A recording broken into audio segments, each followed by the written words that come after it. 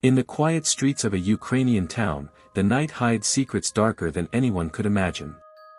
One man walked among them, a shadow, a whisper, a hunter who killed without a sound.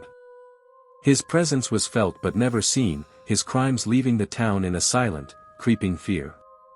Tonight, we unravel the chilling story of a killer who vanished into the darkness, leaving a trail of terror behind. The townspeople had no idea that beneath the ordinary, everyday life, a predator was preparing his next strike. Children slept unaware, parents walked home from work with the faint feeling of unease, and streetlights flickered like the last heartbeat of an innocent world. Life in the town seemed simple, peaceful, even comforting. Families strolled together in the fading sunlight, children's laughter echoing through narrow streets, shopkeepers closing their stores, unaware of the storm approaching. But shadows have a way of hiding even in the brightest corners. A chill crept through the alleyways where cats slinked and rats scuttled. Somewhere, someone watched, unnoticed, calculating every movement. The calm before the storm is always the quietest, and in this town, the quiet held a deadly promise. It began almost imperceptibly. A scream in the night, faint and fleeting, unheard by anyone. The first victim, a young woman returning home alone, vanished into the darkness. Morning brought horror, a door ajar, a discarded shoe, and a whisper of a crime that no one had witnessed. The town awoke slowly to the grim reality. Fear seeped into homes like smoke from a hidden fire. The police found no fingerprints, no traces, no clue. Only silence. And yet, that silence spoke of something far more terrifying, a presence that could strike without warning, without sound, without mercy. As days passed, the killings began to reveal a pattern. Late at night, people disappeared from familiar streets, leaving families shattered and neighbors whispering in terror. Every night brought the same silent horror. Windows were locked, doors bolted, and yet, no one could stop him. The police, overwhelmed and confused, scoured the town for clues. They found empty streets, darkened alleyways, and abandoned possessions of victims. Each incident was more chilling than the last. The killer was always a step ahead, unseen, unheard, a phantom walking among the living.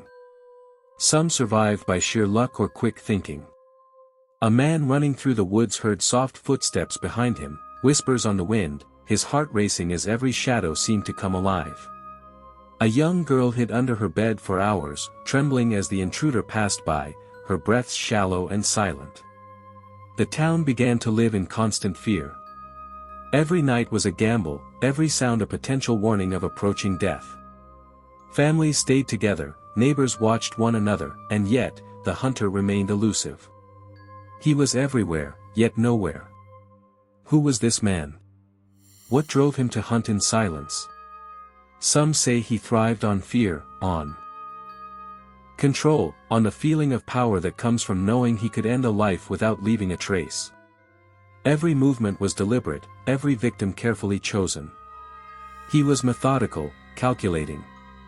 He learned the town's patterns, studied its people, and exploited weaknesses. He was not just a killer, he was a ghost, a nightmare made flesh. The darkness within him mirrored the shadowed streets he stalked, cold, silent, and unrelenting. As the killings continued, the town descended into panic.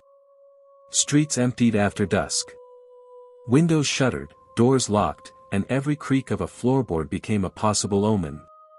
Whispers of the unseen predator spread like wildfire. Every corner held a potential threat, every shadow seemed to move. Neighbors suspected neighbors. Friends doubted friends. And in this climate of fear, the hunter thrived. The town's heartbeat quickened in every dark alley, every abandoned courtyard, as if the fear itself was feeding him, urging him on. Then, one night, the hunter became reckless.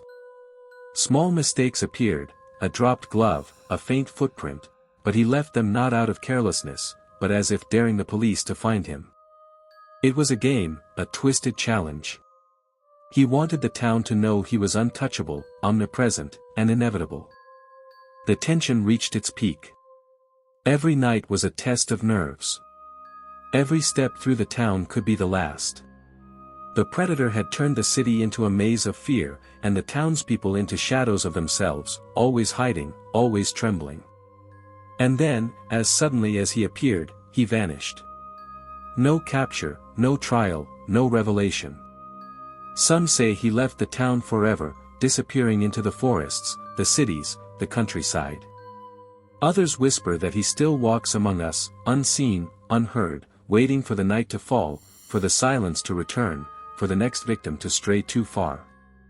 One thing remains certain: in that town, the night will never feel safe again. Shadows will always carry the memory of him. The silence itself became a warning, a reminder that sometimes, the most dangerous predators are the ones we never see, never hear, but always fear.